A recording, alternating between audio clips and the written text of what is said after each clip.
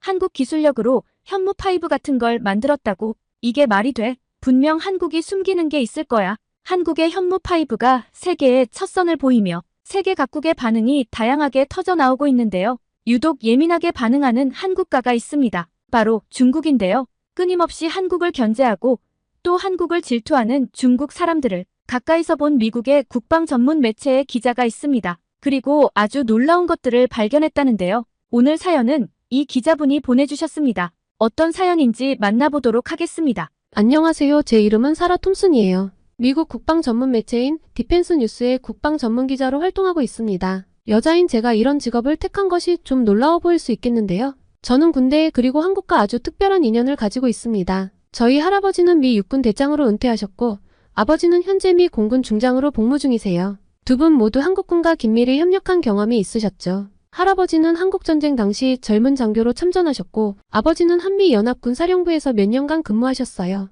그래서 저는 어릴 때부터 군대와 국방에 대한 이야기를 많이 들으며 자랐어요. 특히 한국에 대한 이야기를 자주 들었죠. 두 분 모두 한국군의 전문성과 헌신에 대해 높이 평가하셨어요. 그래서인지 저도 자연스럽게 군사 문제, 특히 한미동맹에 관심을 갖게 됐죠. 그날 전 여느 때와 다름없이 기사 마감에 쫓기고 있었어요. 워싱턴 DC의 작은 아파트에서 노트북을 두드리며 마지막 문장을 완성하고 있었죠. 드디어 끝났네요. 그때 시계를 보니 벌써 새벽 2시였죠. 국방 전문 기자로 일하다 보면 이런 날이 많아요. 세계 곳곳의 군사 동향을 파악하고 전문가들과 인터뷰하고 때로는 위험한 지역까지 직접 가보기도 하죠. 힘들지만 저는 이 일이 정말 좋아요. 주방으로 향하던 그때 제 노트북에서 띵하는 소리가 들렸어요. 호기심에 노트북으로 돌아와 이메일을 확인했어요. 발신인을 보고 저는 깜짝 놀랐죠. 중국 정보원에게서 온 메일이네요. 이 시간에 무슨 일이지? 첨부 파일을 열자마자 저는 숨을 들이켰어요. 극비 문서였거든요. 중국 군사 전문가들이 한국의 신형 미사일 현무5에 대해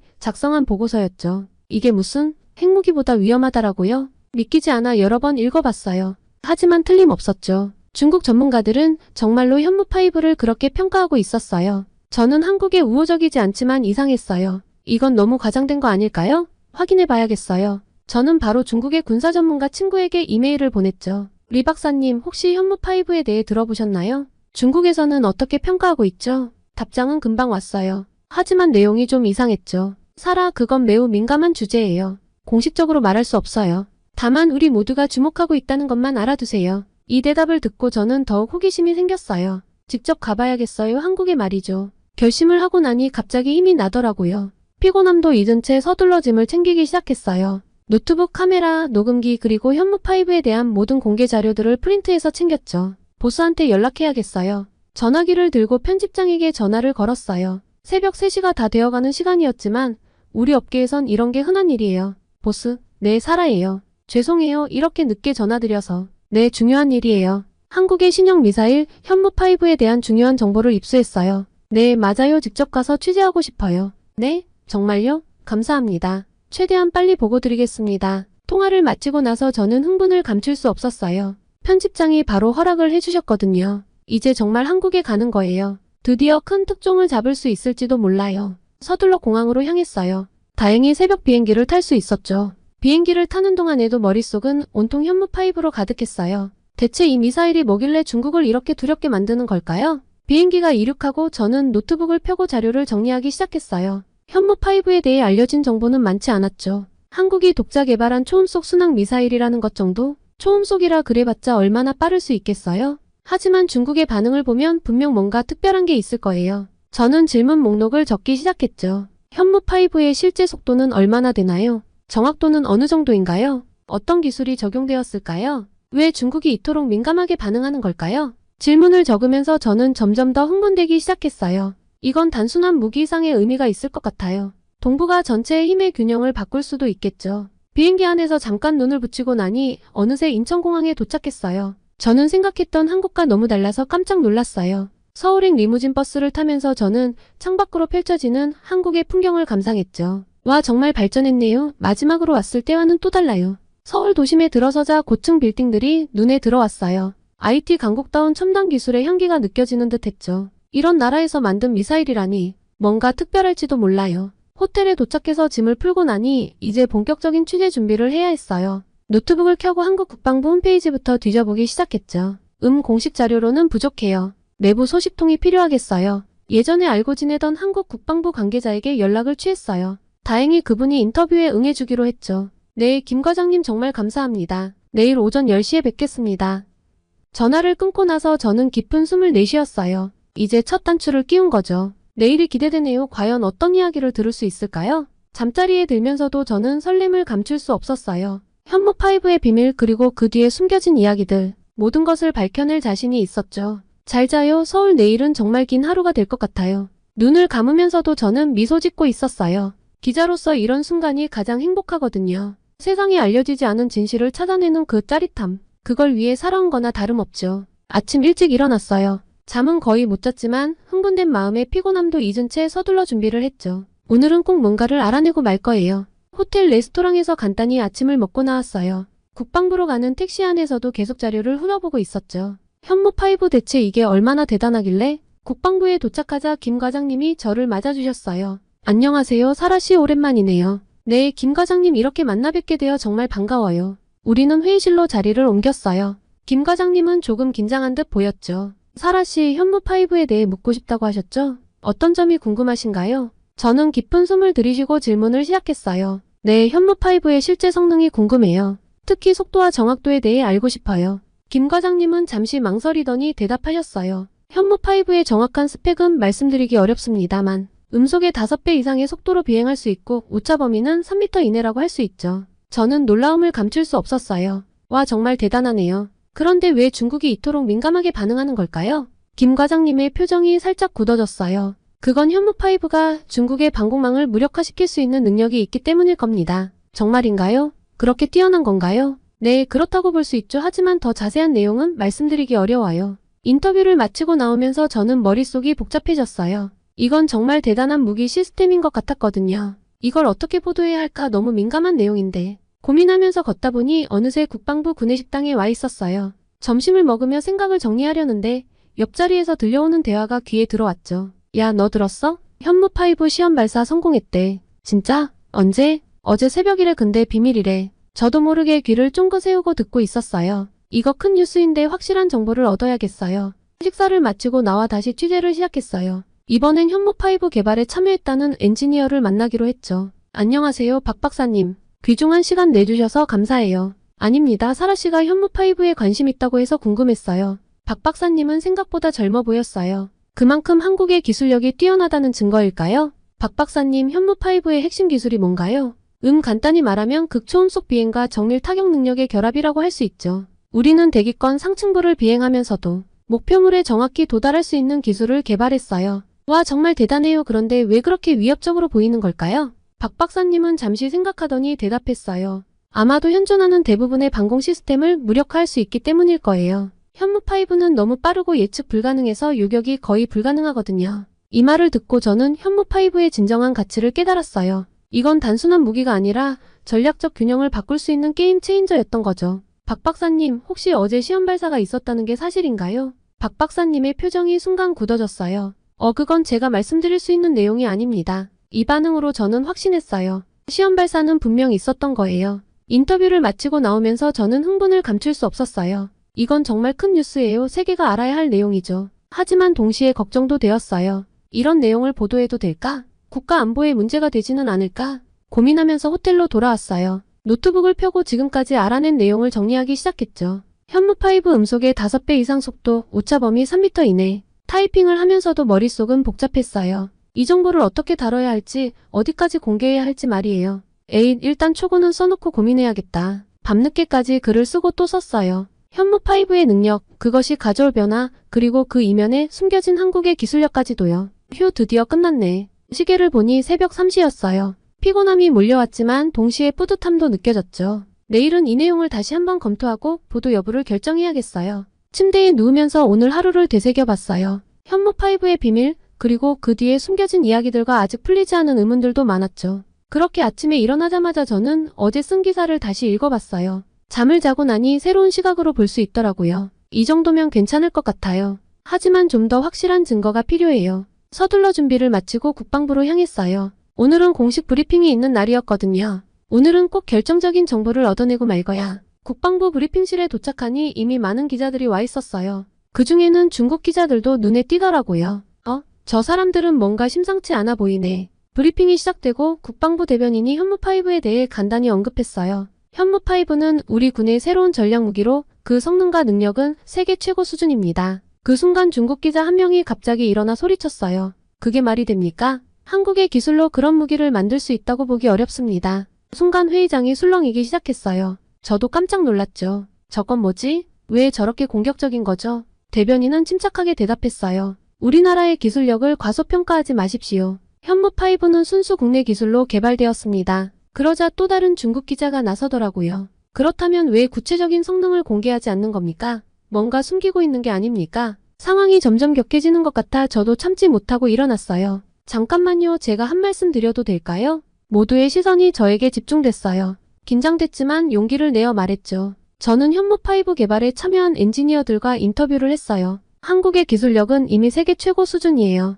반도체 디스플레이 기술을 보세요. 왜 미사일 기술은 안 된다고 생각하시는 거죠? 중국 기자들의 표정이 굳어졌어요. 그들은 서로 눈빛을 교환하더니 브리핑실을 빠져나갔죠. 브리핑이 끝나고 밖으로 나오는데 아까 그 중국 기자들이 모여서 이야기하는 걸 들었어요. 이대로는 안 돼. 어떻게든 현무5의 개발을 저지해야 해. 맞아, 경제적 제재를 가한다든가 하는 것도 필요하지 않을까? 저는 그 말을 듣고 충격을 받았어요. 저런, 이건 단순한 견제가 아니라 방해 공작이잖아요. 더 자세히 들으려고 했지만 그들이 저를 발견하고 말았어요. 당신 뭘 엿듣고 있는 거요?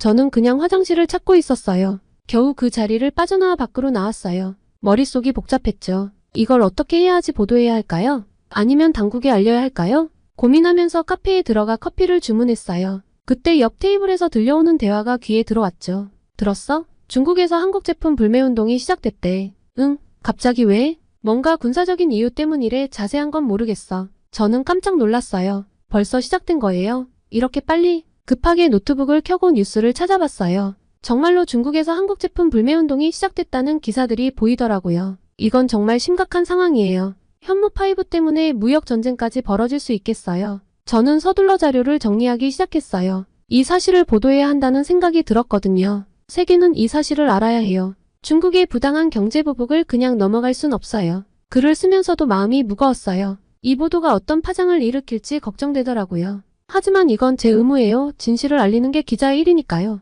밤늦게까지 기사를 수정하고 또 수정했어요. 최대한 객관적으로, 하지만 진실은 명확히 드러나도록 노력했죠. 휴, 드디어 끝났네. 시계를 보니 새벽 2시였어요. 피곤함이 밀려왔지만 동시에 사명감도 느꼈죠. 이제 편집장님께 보내드려야겠어요. 그 전에 한 번만 더 검토해볼까? 다시 한번 기사를 읽어내려갔어요. 현무5의 능력, 중국의 반응, 그리고 시작된 경제 보복까지요. 모든 내용이 사실에 근거했고 객관성을 유지하고 있었죠. 좋아요, 이 정도면 괜찮을 것 같아. 기사를 보내고 나서 침대에 누웠어요. 하지만 쉽게 잠이 오지 않았죠. 시차 탓인가 하고 한참 중얼거리다가 까무룩 잠이 들었습니다. 아침에 일어나자마자 휴대폰을 확인했어요. 밤새 수많은 알림이 와 있더라고요. 눈을 비비며 화면을 들여다봤죠. 어머, 이게 무슨 일이지? 제가 평소 보는 뉴스 사이트들의 놀라운 기사 제목들이 눈에 들어왔어요. 믿기지 않는 내용들이었습니다. 한국 비밀리에 핵무기 개발 완료. 현무5 사실은 핵탄 2 탑재 가능. 한국의 핵무장 동북아 평화 위협. 이게 대체 무슨 소리지? 어제까지만 해도 이런 얘기는 없었는데 머리가 복잡해졌어요. 어제까지 취재한 내용과는 완전히 다른 이야기였거든요. 현무5는 분명 재래식 무기였고 한국이 핵무기를 개발했다는 증거는 어디에도 없었어요. 이건 뭔가 잘못됐어. 확실히 확인해봐야겠어. 급하게 옷을 갈아입고 밖으로 나왔어요. 로비에 다른 기자들도 웅성거리고 있더군요. 저 뉴스 정말일까? 영국 기자가 프랑스 기자에게 물었어요. 설마, 하지만 저렇게 떠들썩하니 뭔가 있는 건 아닐까? 프랑스 기자가 대답했죠. 저는 기자들의 대화를 들으며 걱정이 되기 시작했어요. 이런 소문이 퍼지면 한국의 이미지에 큰 타격을 줄 수 있을 것 같았거든요. 서둘러 국방부로 향했어요. 가는 길에 여러 전문가들에게 전화를 걸어 상황을 파악하려 했죠. 박 박사님, 이 뉴스들 보셨어요? 정말인가요? 아니요, 사라씨, 그건 완전히 거짓 정보예요. 현무5는 재래식 무기이고 우리나라는 핵무기를 개발한 적이 없어요. 누군가 의도적으로 허위 정보를 퍼뜨리고 있는 것 같아요. 박 박사님의 말씀을 듣고 조금 안심이 됐어요. 하지만 동시에 더 큰 의문이 생겼죠. 그렇다면 왜 이런 거짓 정보를 퍼뜨리는 걸까요? 누구의 이익을 위해서죠? 글쎄요, 아마도 현무5의 개발을 저지하거나 한국의 이미지를 실추시키려는 세력이 있는 것 같아요. 조심하세요. 사라씨, 이건 단순한 오보가 아니라 정보전이에요. 박 박사님의 말씀을 듣고 등골이 서늘해졌어요. 이건 제가 생각했던 것보다 훨씬 더 복잡한 상황인 것 같았거든요. 다른 전문가들의 의견도 비슷했어요. 모두 이 뉴스가 허위라고 말하더라고요.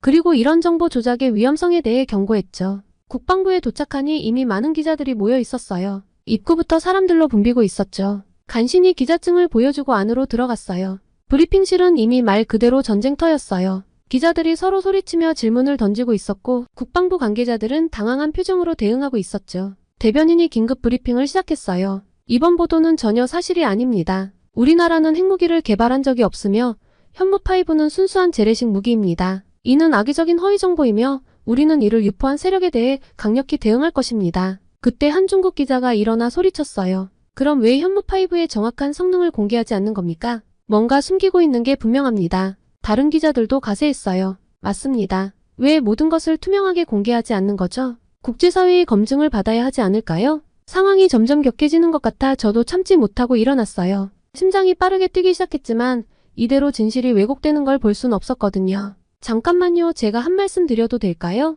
순간 브리핑실이 조용해졌어요. 모두의 시선이 저에게 집중됐죠. 무척 긴장됐지만 용기를 내어 말했어요. 저는 현무5 개발 과정을 취재했어요. 국제 전문가들의 검증도 받았고요. 현무5는 분명 재래식 무기입니다. 핵무기와는 전혀 관계가 없어요. 그리고 정확한 성능을 공개하지 않는 것은 군사기밀 보호를 위해서입니다. 이는 어느 나라나 마찬가지예요. 잠시 정적이 흘렀어요. 그러다 한 한국 기자가 박수를 치기 시작했고 이내 다른 기자들도 동참했죠. 하지만 중국 기자들의 표정은 굳어 있었어요. 브리핑이 끝나고 밖으로 나오는데 한 한국 기자가 다가왔어요. 사라 씨 대단해요. 어떻게 그렇게 자신 있게 말할 수 있었어요? 사실을 알고 있으니까요. 그리고 이런 허위 정보가 퍼지는 걸 그냥 볼 순 없었어요. 우리 모두 진실을 추구해야 하지 않을까요?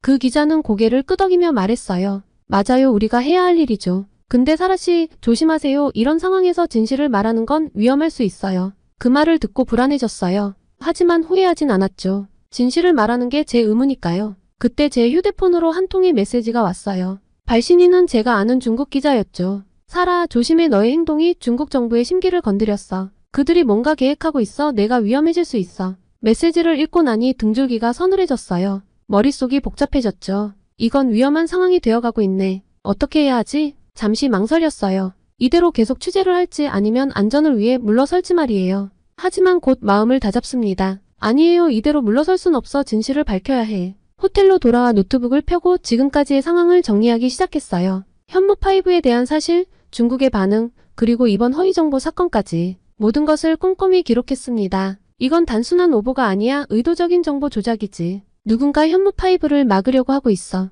글을 쓰면서 점점 더 확신이 들었어요. 이건 단순한 군사기술의 문제가 아니라 국제적인 정보전이었던 거예요. 세계는 이 사실을 알아야 해. 이런 식의 정보 조작이 얼마나 위험한지 모두가 알아야 하지. 밤늦게까지 기사를 쓰고 또 썼어요. 모든 내용을 사실에 근거해 객관적으로 작성하려고 노력했죠. 현무5의 실제 성능, 핵무기 의혹의 허위성, 그리고 이런 정보 조작의 위험성까지 모든 것을 담으려고 했어요. 드디어 끝났네. 시계를 보니 새벽 3시였어요. 피곤함이 밀려왔지만 동시에 사명감도 느꼈습니다. 다시 한번 기사를 읽어 내려갔어요. 모든 내용이 명확하게 전달되고 있는지 꼼꼼히 확인했죠. 좋아, 이 정도면 괜찮을 것 같아. 기사를 보내고 나서 침대에 누웠어요. 하지만 쉽게 잠이 오지 않았죠. 오늘 있었던 일들이 계속 머릿속을 맴돌았습니다. 걱정도 되고 두렵기도 했어요. 그 중국 기자의 경고가 자꾸 떠올랐거든요. 하지만 한편으로는 더 큰 사명감을 느꼈습니다. 그렇게 아침 일찍 눈을 떴어요. 사실 제대로 잠을 이루지 못했죠. 어제의 사건들이 계속 머릿속을 맴돌았거든요.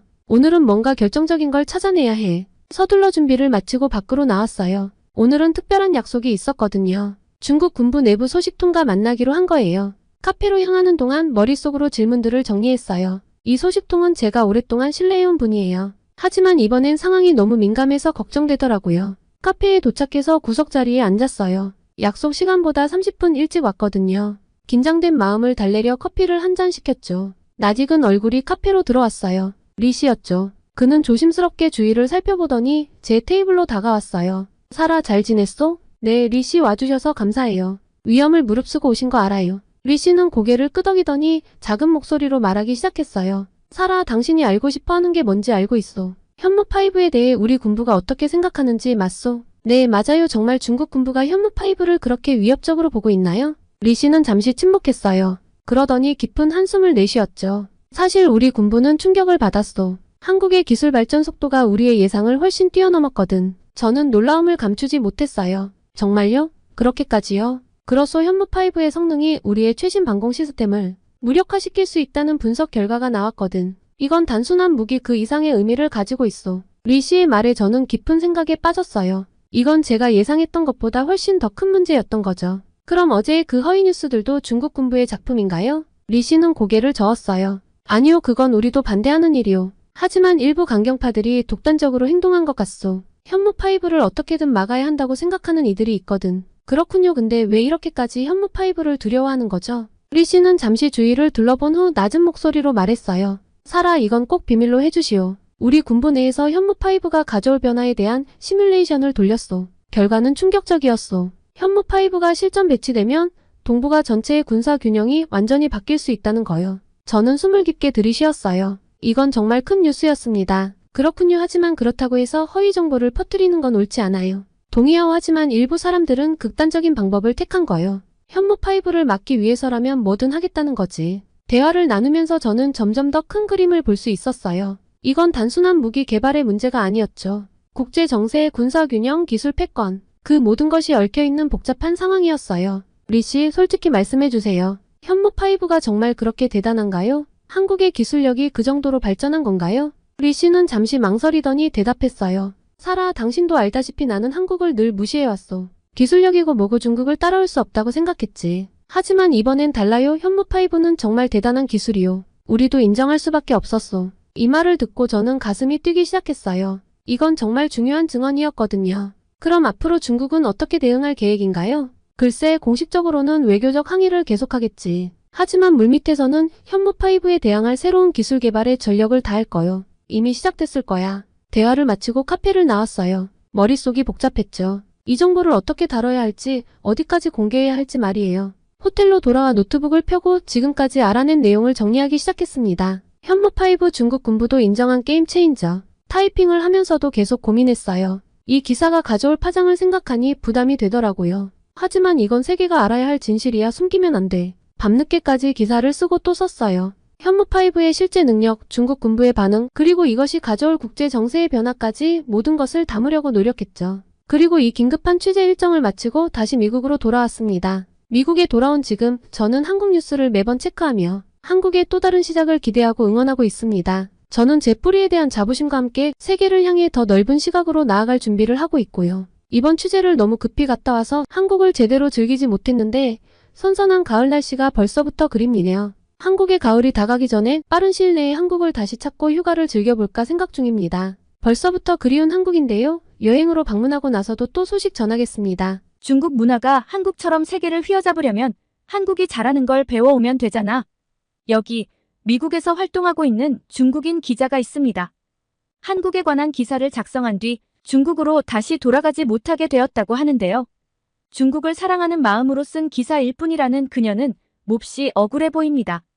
대체 무슨 일일까요? 오늘의 사연 시작합니다. 안녕하세요. 저는 미국에서 활동하고 있는 프리랜서 기자 왕리링입니다.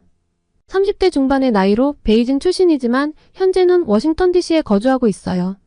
제가 오늘 여러분께 들려드릴 이야기는 제 인생을 완전히 뒤바꿔 놓은 사건에 관한 것입니다. 어디서부터 이야기를 해야 할지 조금 막막한데요. 하나씩 풀어볼게요. 그날도 평소와 다름없이 아침 일찍 일어나 노트북을 켰어요.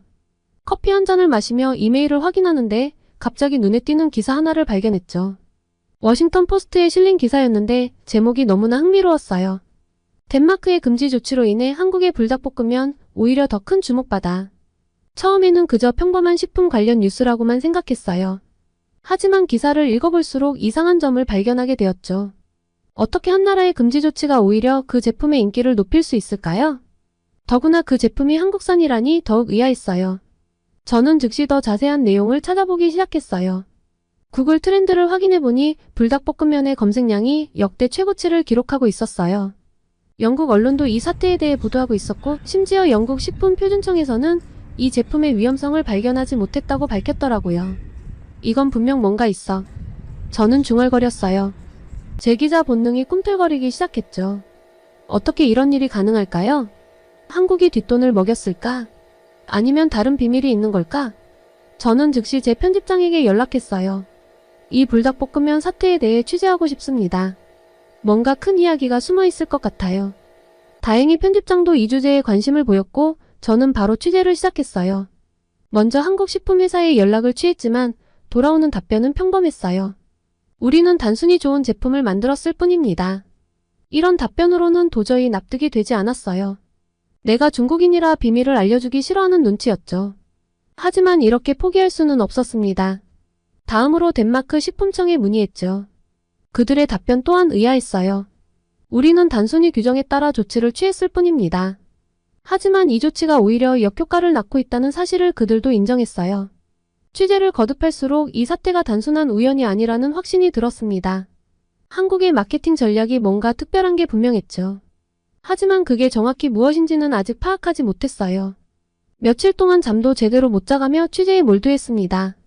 한국의 문화산업, 식품산업, 그리고 글로벌 마케팅 전략에 대해 공부했는데요. 그러던 중 우연히 하버드 비즈니스 스쿨의 웹사이트에서 한 칼럼을 발견했어요. 그 칼럼의 저자는 세계적으로 유명한 마케팅 전문가인 데이비드 드부아 박사였는데요. 그의 분석을 읽어내려가면서 저는 점점 더 놀라움으로 휩싸였습니다. 한국의 K브랜드 전략이 단순한 우연이 아니라 치밀한 계획과 독특한 문화적 특성의 결과라는 것을 알게 되었거든요. 이거야, 바로 이거야. 저는 흥분해서 소리쳤어요. 드디어 제가 찾던 퍼즐의 마지막 조각을 발견한 것 같았거든요.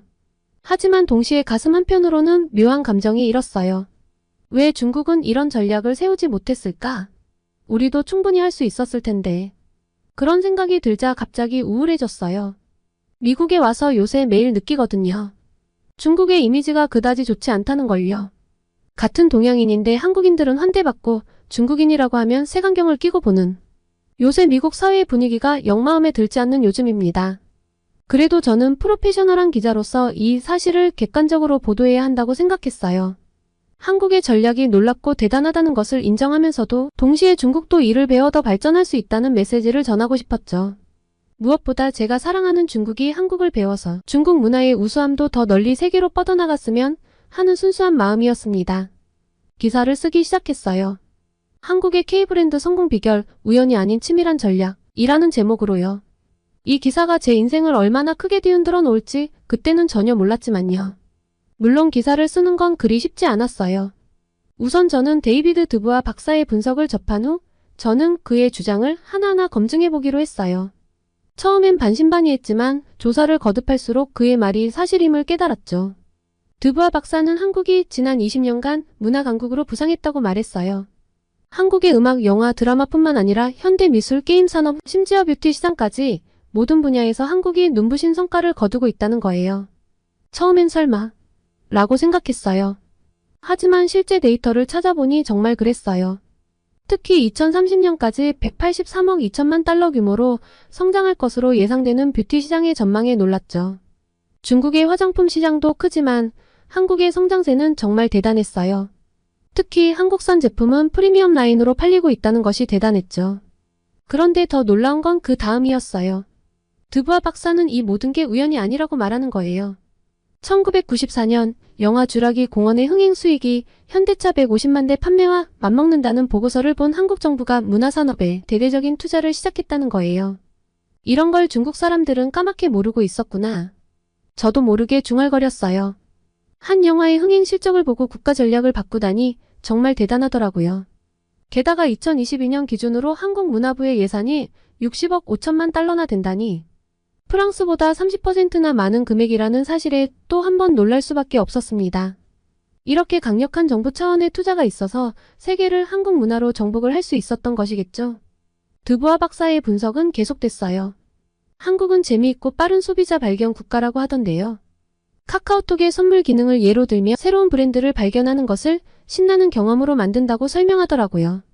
스타벅스부터 아모레퍼시픽까지 20억 달러가 넘는 선물 시장을 활용한다니 이건 정말 새롭고 놀라웠어요. 그리고 몰입형 경험 제공이라는 개념도 인상적이었네요. 패션 브랜드가 베이커리 카페를 열고 화장품 회사가 미술관을 여는 이유가 바로 이 때문이라고 해요. 심지어 웹툰에 음향 효과를 넣어 만화 읽는 경험 자체를 바꿔버렸다니 참신한 아이디어가 돋보였습니다. 이런 전략으로 2022년 기준 전 세계 만화 시장에 25%를 차지했다는 사실에 또 한 번 충격을 받았어요. 그리고 한국의 K-팝에 대한 분석도 흥미로웠는데요. 청각적 요소인 음악에 촉각과 시각을 어필하는 퍼포먼스를 더해 브랜드 매력을 높인다는 거예요. 실제로 K-팝 검색의 이미지 비율이 일반 웹 검색보다 2배나 높다고 하더라고요. 이래서 명품 브랜드들이 K-팝 스타들과 계약하는 거였군요. 중국의 C팝도 결코 뒤처지지 않는 멋진 능력자들이 있는데 이런 전략이 없으니 세계로 나가지 못하는 것이 아닐까 싶었습니다. 여기에 한 몫을 더해 한국 기업들의 실험 정신까지 기여를 했더라고요. 서울이 전 세계에서 가장 많은 팝업 스토어가 있는 도시라는 사실도 처음 알았죠. 2022년에만 250개 이상의 팝업 스토어가 열렸다니 이를 통해 이렇게 빠르게 새로운 걸 시도하고 테스트하는 문화가 부럽기도 했어요. 중국은 이 정도는 아니거든요. 아무래도 대륙이 넓다 보니 뭔가 유행이 번지려면 시간이 오래 필요하기도 하고요. 마지막으로 콘텐츠 제작 능력. 맞아요. 이걸 한국이 잘하죠. 중국은 힘들어하고요. 삼성이 단편 영화를 만들고 편의점 브랜드가 드라마를 만든다니 이건 정말 충격이었어요. 시장은 반드시 스크린을 통해 보여줘야 한다는 전략은 너무나 혁신적이어서 반드시 중국이 한국에서 배워야 하지 않을까 싶었어요. 이 모든 걸 알게 되면서 저는 점점 더 한국의 전략에 감탄하게 됐어요. 동시에 질투심도 생겼죠. 왜 우리 중국은 이런 전략을 쓰지 못했을까? 하는 생각이 자꾸 들었어요. 하지만 한편으로는 이런 한국의 전략을 배우면 중국도 더 발전할 수 있지 않을까 하는 희망도 생겼죠. 제가 좀 긍정적이죠? 다 생각하기 나름이니까요. 드부아 박사가 제시한 4가지 질문인 브랜드를 눈에 띄게 만드는 방법, 몰입감 제공, 새로운 실험, 미디어 자산 활용까지 모든 게 중국 기업들에게도 적용될 수 있을 것 같았거든요. 한국이 있는데 중국이 못할 리 없잖아요. 이 모든 내용을 정리하면서 저는 한국의 성공이 결코 우연이 아니었다는 걸 깨달았어요. 한국인들의 빠른 도전 정신, 새로운 것을 받아들이는 속도, 독창성까지 모든 것이 어우러져 한국을 글로벌 무대의 강자로 만든 거죠. 이제 이 내용을 어떻게 기사화할지 고민이었습니다.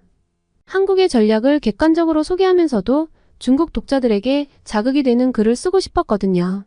이건 단순한 기사가 아니라 우리 중국의 미래를 위한 제안이 될 수 있을 것 같다는 생각으로 얼마나 두근거렸는지 몰라요. 기사를 발행하고 나서 저는 긴장된 마음으로 반응을 기다렸죠. 심장이 터질 것 같았어요. 중국의 문화도 한국처럼 세계적으로 인정받았으면 하는 바람으로 썼지만 독자들이 내 생각을 잘 이해해줄지 기대가 되는 한편 걱정도 되었거든요. 처음 몇 시간은 조용했어요. 그런데 갑자기 제 SNS 계정으로 알림이 쏟아지기 시작했죠. 처음엔 단순한 관심인 줄 알았는데 댓글을 보고 깜짝 놀랐어요. 왕리링 너 매국노야? 한국 돈에 넘어간 거냐? 우리나라를 모욕하는 기사를 어떻게 쓸 수 있어? 온통 비난 일색이었어요. 제가 의도했던 바와는 전혀 다르게 받아들여진 것 같았죠. 일부 독자들은 제 기사를 자세히 읽지도 않은 채 무조건적으로 비난하고 있었어요. 잠깐만요, 여러분. 제 의도는 그게 아니에요. 우리도 배울 점이 있다는 걸 말하고 싶었을 뿐이에요. 해명 댓글을 달았지만 상황은 더 악화됐어요. 배울 게 뭐가 있어? 우리 문화가 최고야. 한국은 중국이 없었으면 제대로 발전할 수도 없는 나라였다고. 그런데 한국을 배우라고 해? 너는 매국노야. 제 마음을 후벼 파는 댓글들이 계속 달렸어요. 댓글이 달리는 알람 소리가 쉼없이 울려 우선 휴대폰을 무음으로 바꿔놓았습니다. 심장이 벌렁거려서 숨을 제대로 쉴 수도 없었죠. 문제는 이 사태가 점점 더 심각해졌다는 것입니다. 누군가 제 개인정보를 SNS에 올리기 시작한 거예요. 저의 집 주소, 전화번호, 심지어 가족 사진까지 대체 어떻게 알고 이렇게 다 퍼뜨리는 건지 당황스럽기 그지없었어요. 제 의사와 상관없이 순식간에 제 사생활이 만천하에 공개됐죠. 전화벨이 쉴 새 없이 울렸어요. 모르는 번호에서 걸려오는 전화들은 엄청난 공포였습니다. 혹시나 해서 전화를 받아보면 욕설과 협박이 이어졌죠. 너 같은 배신자는 중국에 발도 들이지 마. 미국에 산다며? 미국 음식을 먹고 뇌가 어떻게 되어버린 거냐? 이메일함도 마찬가지였어요. 수백 통의 증오 메일이 쏟아졌죠. 심지어 제가 일하는 언론사로 항의 전화가 빗발쳤어요. 편집장님께서 저를 호출하셨죠. 리링 상황이 심각해. 당분간 휴가를 가는 게 어떻겠어? 그 말씀에 눈물이 났어요. 제가 잘못한 게 뭘까요? 단지 우리나라의 발전을 위해 쓴 기사였을 뿐인데 왜 제 순수한 애국심을 아무도 몰라줄까요? 집에 돌아와 인터넷을 보니 제 이름이 실시간 검색어에 올라 있더라고요. 매국노 왕리링이라는 해시태그가 트렌드였어요. 유명 연예인들까지 나서서 저를 비난하고 있었죠. 틱톡의 인플루언서들도 저를 원색적으로 비난하고 있었어요. 어떻게 이럴 수 있을까 한숨이 절로 나왔습니다. 제가 알던 중국 사람들이 맞나 싶었어요. 이성적인 토론은 찾아볼 수 없고 오직 감정적인 반응만 가득했죠. 며칠 동안 집 밖으로 나가지 못했어요. 창문을 열 때마다 누군가 지켜보고 있는 것 같은 환각에 시달렸습니다. 저와 굉장히 친했던 중국인 친구들에게 연락했지만 그들도 다른 사람들과 다를 바가 없었습니다. 대부분 네가 잘못했어라고 하더라고요. 그때 문득 드는 생각이 있었어요. 이게 바로 우리나라의 문제인가? 타국의 장점을 인정하고 배우려는 자세는 찾아볼 수 없고 무조건적인 애국심만 강요하는 분위기. 이래서 우리가 발전하지 못하는 건 아닐까? 점점 중국 사회에 대한 회의감이 들기 시작했어요. 제가 사랑하는 조국이었지만 이런 모습은 정말 실망스러웠죠.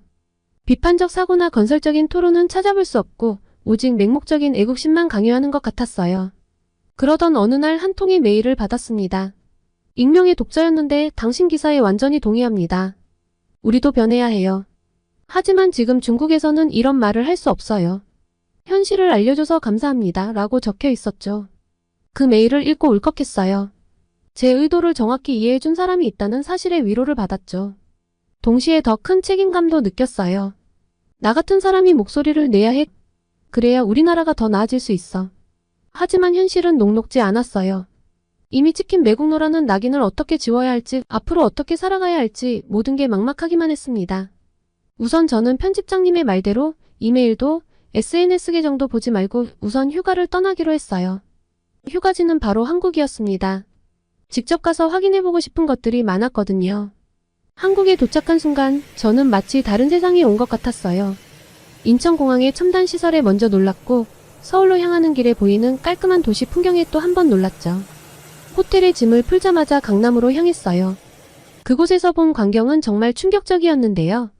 화려한 간판들, 세련된 사람들, 그리고 곳곳에 보이는 최신 기술들까지 중국과는 비교할 수가 없었죠.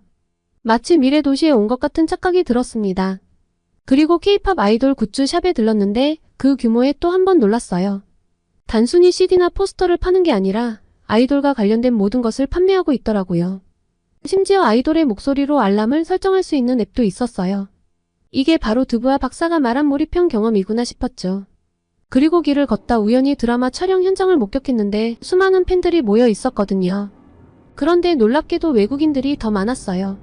전 세계 사람들이 한국 드라마에 열광하는 모습을 직접 보니 한국 문화의 영향력을 실감할 수 있었죠.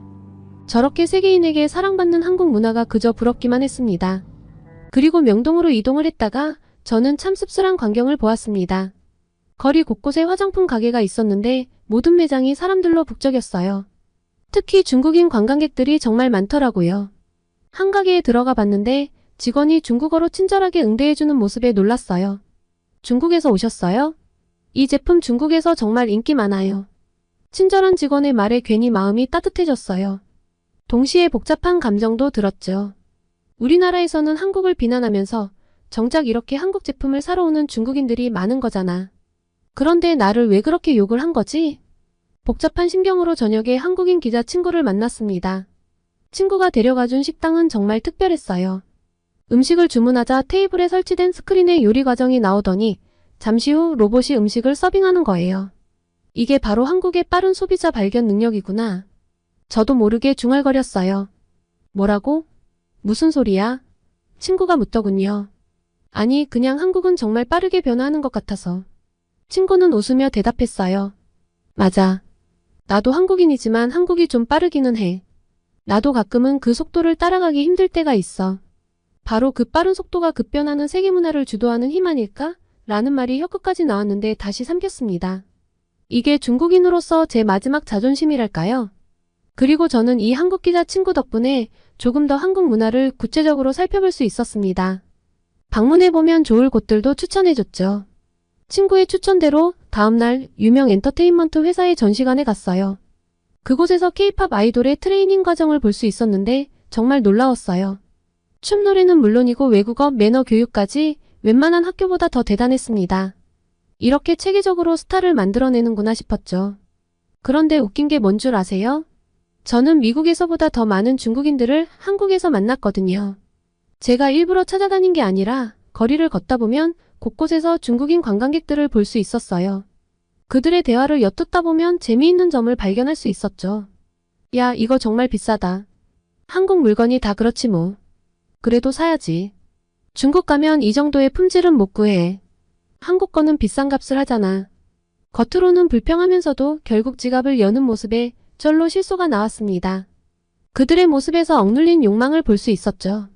한국 문화를 좋아하면서도 그걸 솔직히 표현하지 못하는 뒤틀린 마음이요.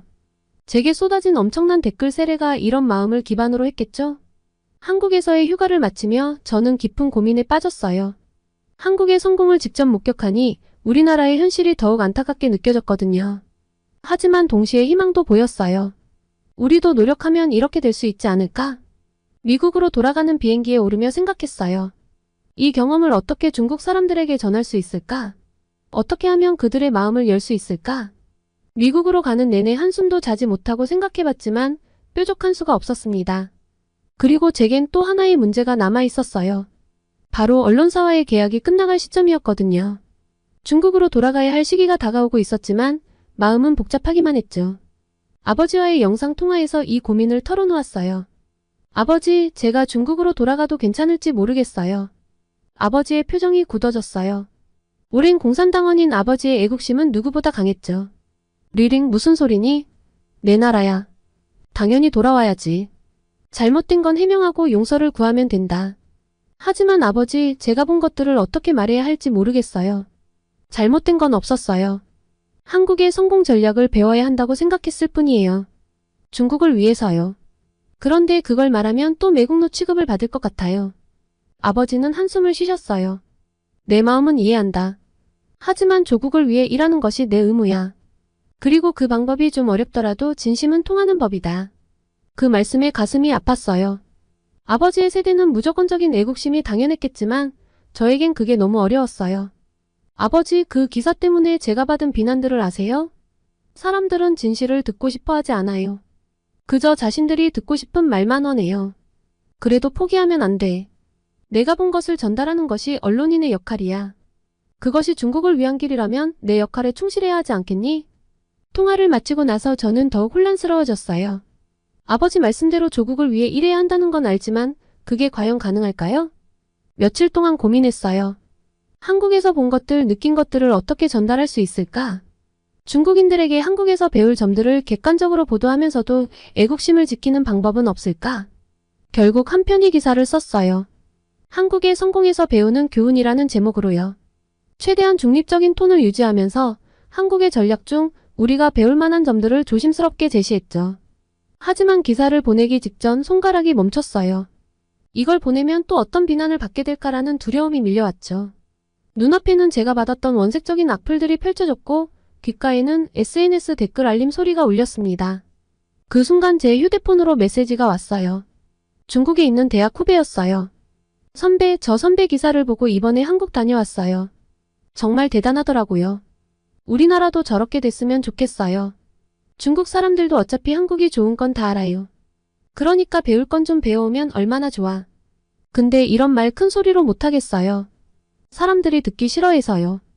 그 메시지를 읽는 순간 눈물이 났어요. 저만 이런 생각을 하는 게 아니었던 거예요. 많은 젊은이들이 변화를 원하지만 그저 말하지 못하고 있을 뿐이었죠. 괴로웠어요. 제가 본 진실을 말하고 싶은데 그럴수록 조국에서 멀어지는 것 같았어요. 애국심과 진실 사이에서 갈등하는 제 모습이 너무나 초라해 보였죠. 왜 이렇게 어려워야 하는 걸까? 중얼거리며 창밖을 바라봤어요. 미국의 자유로운 언론 환경이 부럽기도 했죠. 하지만 동시에 제 뿌리인 중국을 포기할 수는 없었어요. 결국 그 기사는 보내지 않기로 했어요. 대신 개인 블로그에 한국 여행 경험을 에세이 형식으로 올렸죠.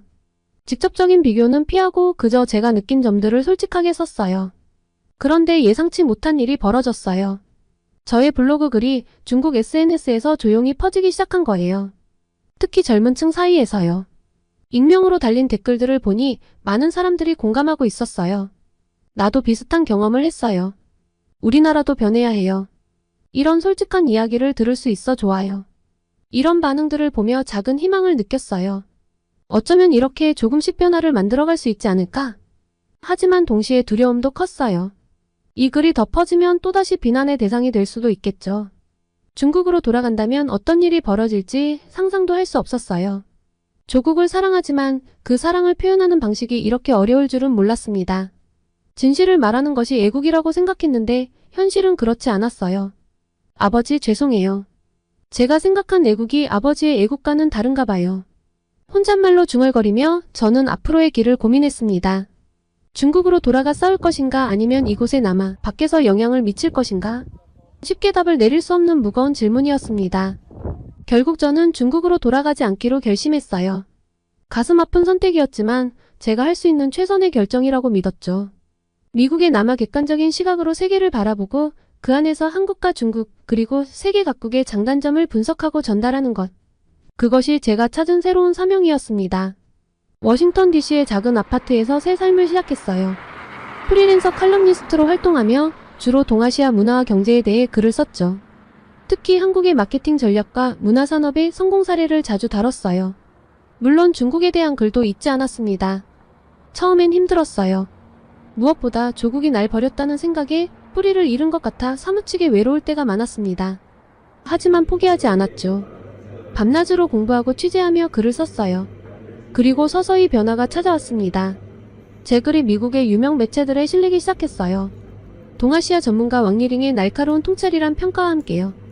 특히 한국의 성공 전략을 분석한 칼럼 시리즈가 큰 호응을 얻었죠. 한국의 성공은 우연이 아닙니다. 그들의 치밀한 전략과 빠른 실행력, 그리고 글로벌 트렌드를 읽는 능력이 만들어낸 결과죠. 이는 비단 한국만의 이야기가 아닙니다. 다른 나라들도 이를 배울 수 있고 또 배워야 합니다. 이런 내용의 글들이 세계 각국의 독자들에게 읽히며 저는 점점 더 유명해졌어요. 칼럼니스트로서의 제 꿈이 현실이 되어가는 순간이었죠. 하지만 기쁨 한편에 서글픔도 컸어요. 제 글이 전 세계에서 읽히고 있는데 정작 제가 가장 사랑하는 조국, 중국에서는 볼 수 없다는 사실이 너무 아팠거든요. 가끔 중국 친구들과 통화를 하면 더 마음이 아팠어요. 리링, 내가 요즘 뭐 하는지 궁금해. 어떻게 지내? 글 쓰면서 잘 지내고 있어. 내 글 혹시 봤어? 아니, 못 봤어. 여기선 내 글을 볼 수가 없어. 이런 대화를 할 때마다 가슴이 찢어지는 것 같았어요. 내가 쓴 글로 세계의 독자들과 소통하고 있는데 정작 내 나라 사람들은 그걸 읽을 수 없다니. 어느 날 한 미국 방송국에서 인터뷰 요청이 왔어요. 동아시아 전문가로서 한국과 중국의 문화산업을 비교해달라는 거였죠. 방송 중 앵커가 물었어요. 당신의 글이 전 세계적으로 주목받고 있는데 반해 중국에서는 볼 수 없다고 들었습니다. 어떤 기분인가요? 순간 말문이 막혔어요. 눈시울이 붉어졌지만 꾹 참고 대답했죠. 안타깝습니다. 하지만 저는 언젠가 제 글이 중국 독자들에게도 읽힐 수 있을 거라 믿습니다. 그때까지 계속해서 객관적이고 건설적인 글을 쓰겠습니다. 방송이 끝나고 집에 돌아와 거울을 봤어요. 눈가에 주름이 늘었더라고요. 미국에서의 삶이 결코 쉽지만은 않았다는 증거겠죠. 그래도 후회는 없어요. 제가 하는 일이 의미 있다고 믿기 때문이에요. 한국의 우수성을 세계에 알리는 동시에 중국의 발전 가능성도 함께 이야기하고 있으니까요. 때론 외롭고 때론 서글프지만 이것이 제가 택한 길이에요. 언젠가 제 글이 자유롭게 중국에서도 읽힐 그날을 꿈꾸며 오늘도 키보드 앞에 앉습니다. 새로운 칼럼을 시작하며 마음 한편으로는 조국을 그리워합니다. 그리고 다짐해요. 언젠가 꼭 내 글로 중국의 발전에 기여할 수 있기를 바랍니다. 너무나 부러운 한국분들, 제 이야기를 들어주셔서 감사합니다. 오늘은 한국 국군이 날 행사를 취재하며 한국의 국방력에 감탄을 금치 못한 미국 기자의 사연, 그리고 한류의 비밀을 밝혀낸 중국 기자의 사연을 전해드렸습니다. 오늘의 사연이 마음에 드셨다면 구독과 좋아요를 눌러주세요. 여러분의 구독과 좋아요는 계속해서 좋은 사연을 소개할 수 있는 힘이 됩니다. 이상 감동저장소였습니다.